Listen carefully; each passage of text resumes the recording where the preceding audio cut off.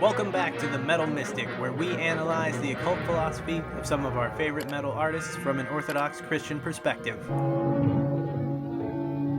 Today we will be taking a look at Ritchie Blackmore and Ronnie James Dio's fascination with magic and spiritualistic phenomena. Toto, I have a feeling we're not in Kansas anymore. We must be over the rainbow.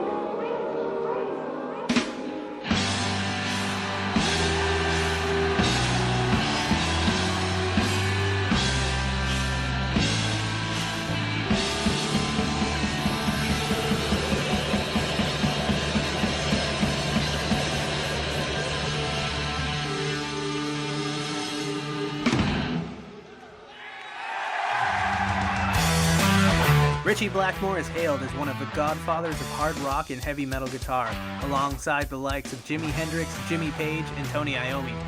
Having honed his skills as a session player throughout the early 60s, Blackmore rose to six-string prominence with the band Deep Purple and cemented his legacy as a preeminent shredder and riff master. The guitarist's aloof demeanor, coupled with his personal interest in occult mysticism, earned him a reputation as a moody and enigmatic figure in the public eye. The Man in Black's mysterious aura and unique and flashy guitar stylings helped make Deep Purple a household name. But in 1975, after several hit records and a few lineup changes, Blackmore became dissatisfied with Purple's musical direction and embarked on a new project, forming the band Rainbow with the then relatively unknown singer, Ronnie James Dio.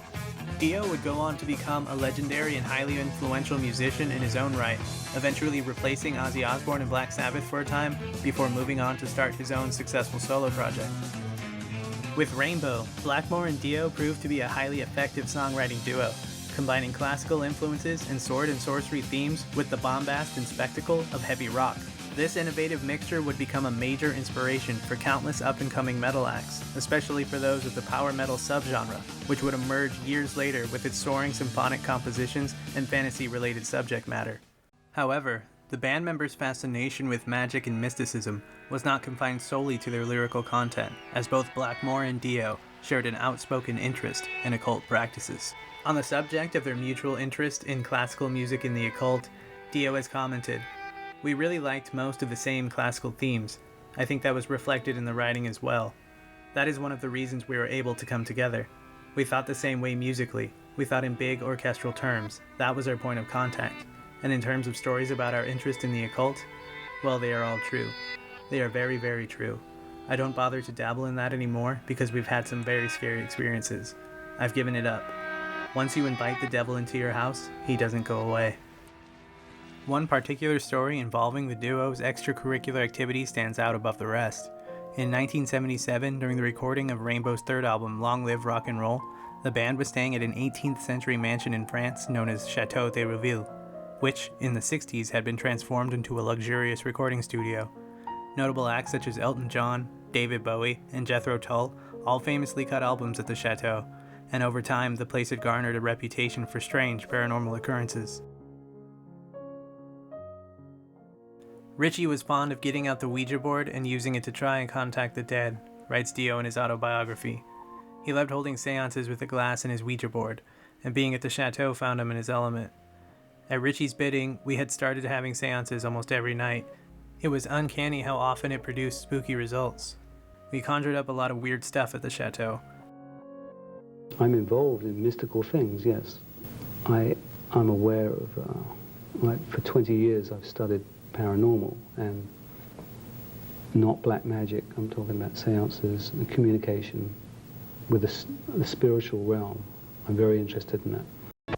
I can call spirits from the vastly deep. It's impossible. Mind your own business. The power of what has been before rises to trap you within. Long Live Rock and Roll. Tell me about Long Live Rock and Roll. Oh, I think the most memorable thing about that album is all the occult things that we went through, because we went through a severe phase of contacting a spirit that was the most scary thing I think any of us have ever been through. We'd always dabbled before. Certainly Ritchie did and I did, which was one of our points of conjecture, of connection, I think. and we rose a spirit named Baal. So not to go into the whole thing, Baal was this really evil spirit whose name is on the album, on the Long and Rock and Roll album. It says thanks to so on, thanks, like no thanks to Baal, who was really chaotic in, stopping this album.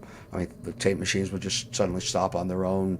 Doors that were locked that had only one key to one person whom we trusted would go up there and things would be playing. And, and it just never ended. And it was the whole progression of that. Toward the very end, my manager, Wendy, and my wife, Wendy Dio, got pushed down the stairs and accused me of it. I was walking down the stairs.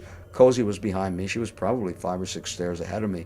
Luckily, I had a box of china, antique china that we had bought there, and suddenly tumbled down the stairs and landed on the box of china, thank God, because it broke a fall. Only broke a couple plates. And she turned around and said, "You bastard." I said, "What? You pushed me." I said, "I didn't push you." "Yes, you did." I said, "Cozy?" "No, he wasn't even anywhere near you." And that was the final one. That was Baal going, "See ya."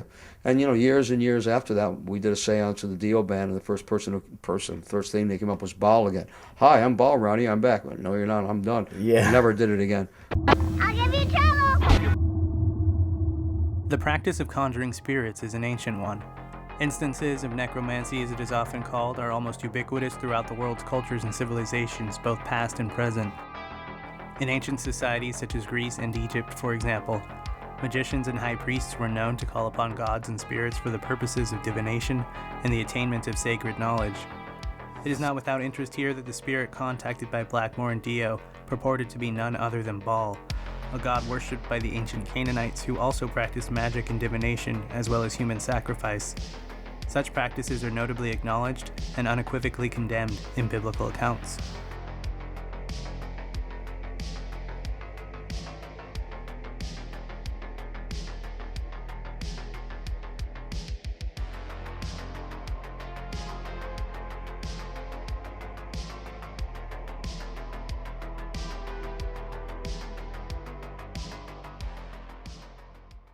But there was a markedly renewed interest in contacting the spirit realm as recently as the mid to late 1800s with the rise of the Spiritist movement.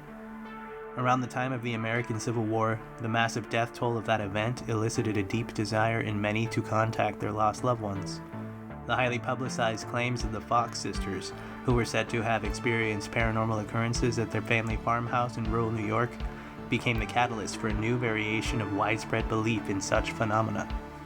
This at a time when the rise of Darwinism was beginning to overshadow the biblical worldview, and the contemporary mind had become largely disenchanted with this spiritual outlook, in favor of a decidedly materialist one.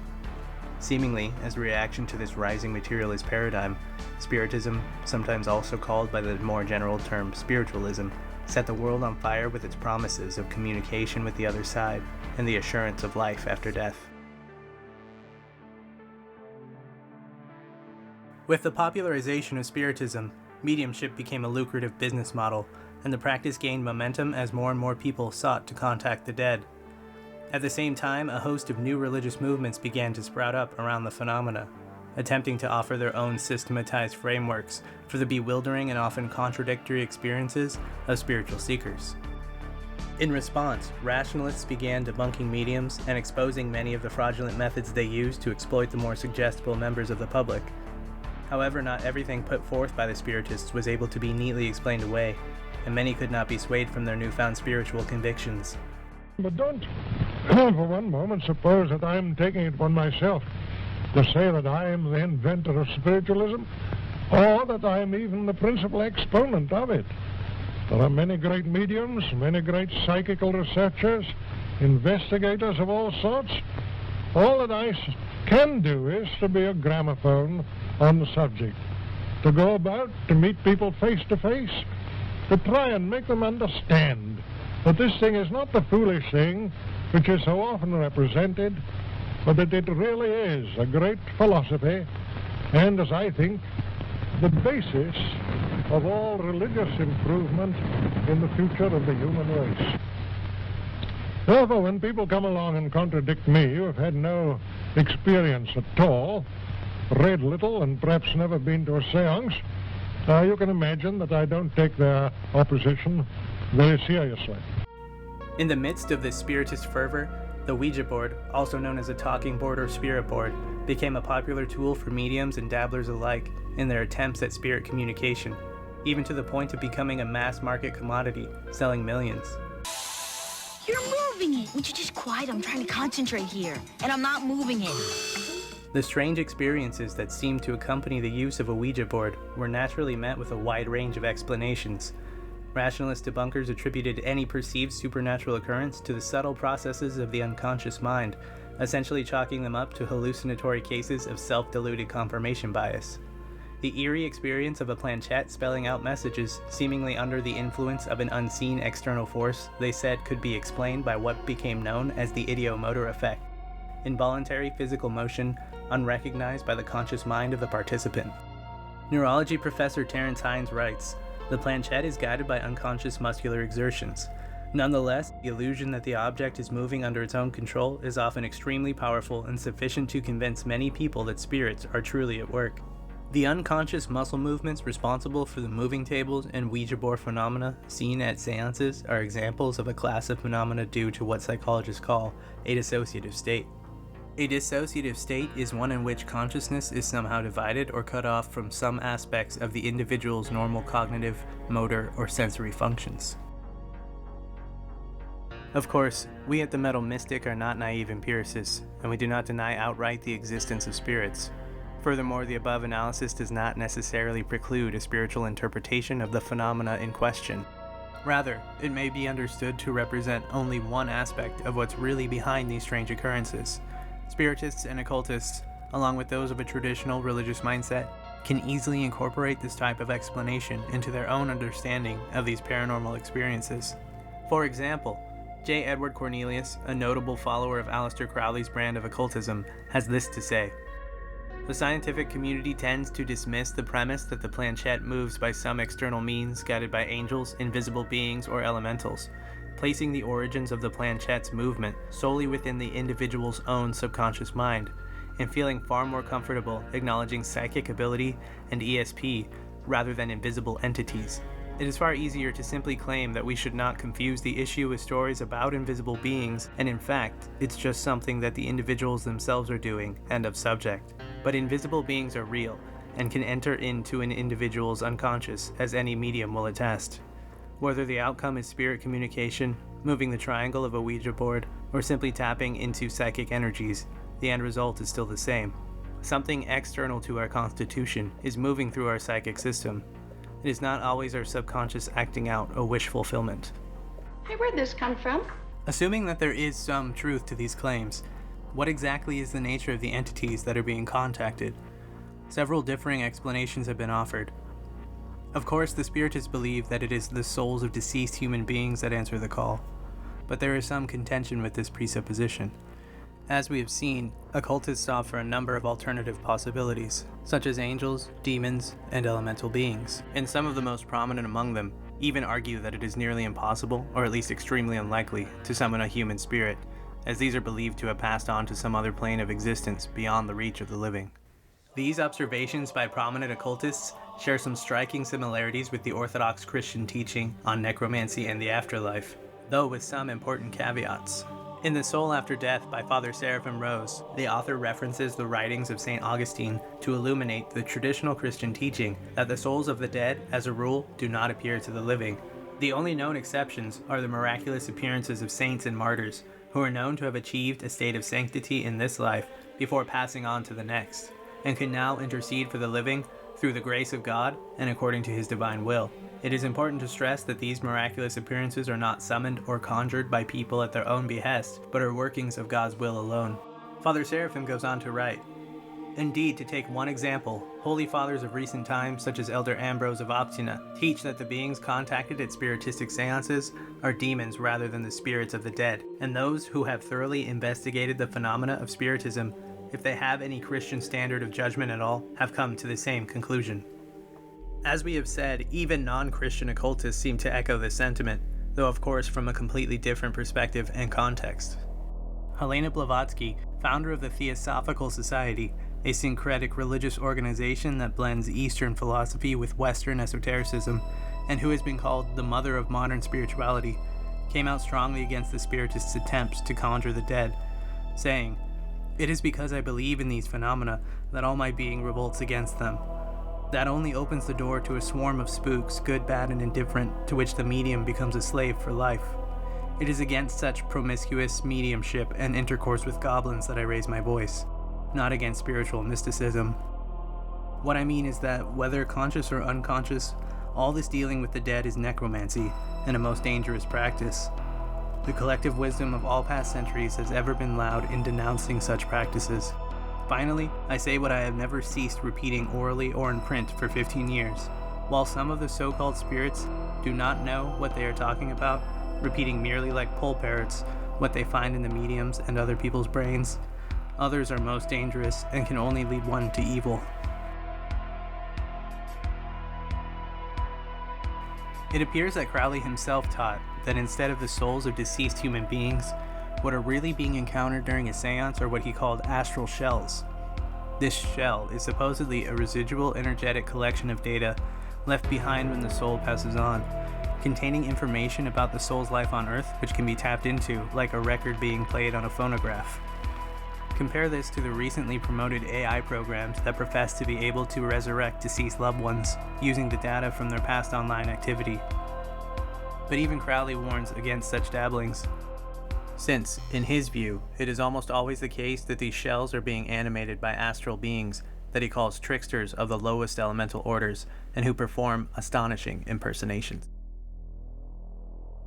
These invisible beings of the astral plane are considered by occultists to be neither angelic nor demonic, but of a more mundane, earthbound nature, usually identified with fairy folk or elemental spirits, sometimes called lower astrals. The astral plane is an occult term for the invisible realm of spirits that exists alongside the material plane of existence, and though humans, being composed of both soul and body, exist within both planes simultaneously, they are not always perceptive of it. Sufi perennialist Charles Upton, in his magnum opus The System of Antichrist, Truth and Falsehood in Postmodernism and the New Age, refers to this realm of existence as the etheric plane, the subtle dimension between the physical and psychic worlds where the elemental spirits, lower astral beings, and demonic infrapsychic forces reside. He says the Christian saints and elders are wise to ignore this plane of existence altogether because it presents many dangers with no real benefits. Even if, in his view, these invisible beings aren't necessarily always demonic or inherently evil, it is still hazardous to meddle with them. And demonic deception is not only a possibility when opening oneself up to this subtle realm, but extremely likely. And one of the most extreme and seemingly not uncommon manifestations of these spiritual dangers is the experience of demonic possession. In an interview from 2001, Dio offers more detail to what we've heard thus far regarding the Chateau incident. He recalls the Baal entity announcing himself, presumably through the Ouija board, saying, "I am Baal, I create chaos, you will never leave here." He also recalls the band putting up a crucifix for protection, but to no avail. According to him, the spirit scoffed at the mention of Christ and arrogantly denied his divinity. Most notably, in this interview, he refers to the spirit as just a lower astral, nothing more, revealing an intimate knowledge of occult terminology. As has been shown, Dio is more or less open about his forays into the occult world, and even though I've only come across a handful of references to it in his interviews and writings, what I have found makes this interest abundantly clear. Are you interested in the occult at all? I have no interest in black magic whatsoever. I've always been a practitioner of white magic, which is for good. I know anything you'd want to know about the occult because I've studied it for a long time. Ignorance leads you down the wrong path. I don't want to be ignorant about it. I learned long ago that you don't meddle with spirits. You don't meddle with good ones, you don't meddle with bad ones, because once you open the door and let them in, they never go away. You can't say, well, your time's up, fine. You're opening up something horrible there when that happens. So my advice to anyone is to just stay away from any kind of black magic. It is interesting to note that even the notorious black magician, Aleister Crowley, looked down on this sort of spirit contact, considering it crude and useless. He did, however, think a much better use of the Ouija board was to contact higher order beings, primarily one's holy guardian angel, in order to obtain knowledge that could advance one's spiritual development. The Great Beast, as he liked to call himself, said his own guardian angel was a being he called Aiwass, from whom he claimed to have channeled the Book of the Law, containing the famous or infamous aphorism, "Do what thou wilt shall be the whole of the law." There is a being called Aiwass, he wrote, an intelligence discarnate, who wrote this Book of the Law using my ears and hand. His mind is certainly superior to my own, in knowledge and in power, for he has dominated me and taught me ever since. Crowley later identified Aiwass with Satan himself in the book Magic in Theory and Practice.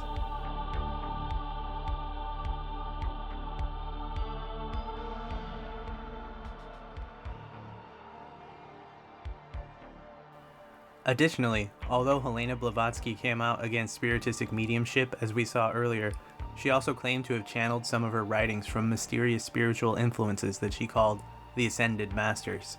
In one such book, The Voluminous and Verbose The Secret Doctrine, Blavatsky attempts, in a way similar to Crowley, to rehabilitate the figure of Satan as the true creator and savior of mankind and bringer of wisdom.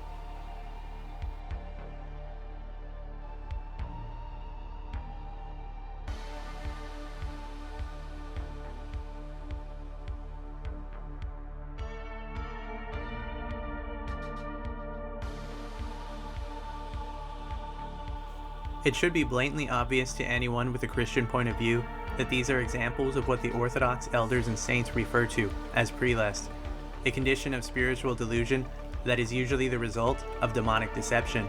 Indeed, Father Seraphim Rose makes the point of identifying the astral plane of the occultists with what the Christian Holy Fathers call the aerial realm of the fallen spirits. When writing about the occult practice of astral projection, as well as the increasingly common out-of-body experiences of people who are otherwise irreligious, Father Seraphim notes, "The realm into which the soul immediately enters when it leaves the body and begins to lose contact with what we know as material reality is neither heaven nor hell, but an invisible realm, close to earth, which is variously called the after-death or Bardo plane, the world of spirits, the astral plane, or, in Orthodox language, the aerial world of the under-heaven, where fallen spirits dwell and are active in deceiving men for their damnation." He goes on to stress, "The beings contacted in this realm are always, or almost always, demons, whether they are invoked by mediumism or other occult practices, or encountered in out-of-body experiences. They are not angels, for these dwell in heaven and only pass through this realm as messengers of God. They are not the souls of the dead, for they dwell in heaven or hell, and only pass through this realm immediately after death on their way to judgment for their actions in this life. Experiences in this realm are not to be trusted, and certainly are not to be taken at their face value." Orthodox Christian teaching prohibits all such experimentations with the paranormal, citing extreme spiritual danger as participants risk opening themselves up to demonic influences. The possibility that any beings contacted in this way might be benevolent is plainly dismissed. Angelic beings simply do not use such means to communicate with the living, and any genuine encounters, such as those depicted in biblical accounts and the lives of saints, are always considered miraculous and dependent upon the sanctity of the individual having the experience, but are never conjured or summoned by their will alone. St. Ignatius Brianchaninov said that as fallen human beings we have more in common with the fallen spirits than with holy angels. Therefore, we are more on the demonic wavelength, so to speak, by default. It follows then that we should never be quick to trust any kind of encounter with a spiritual being, even if it appears angelic and holy. Satan is transformed into an angel of light, wrote St. Paul. Some strugglers become worthy of genuine spiritual experiences only when they have reached a certain level of purity through the sacramental life of the Church. But experiences like this should never be sought out or blindly trusted. To drive home the point even further, on page 125 of The Soul After Death, Father Seraphim writes, "The spirits at seances are quite clearly demons, and their aim is to confuse men with a dazzling display of seemingly supernatural knowledge, and thus to deceive them concerning the true nature of life after death, and leave them spiritually unprepared for it." To what extent Blackmore and Dio opened themselves up to these demonic influences at this point is not abundantly clear.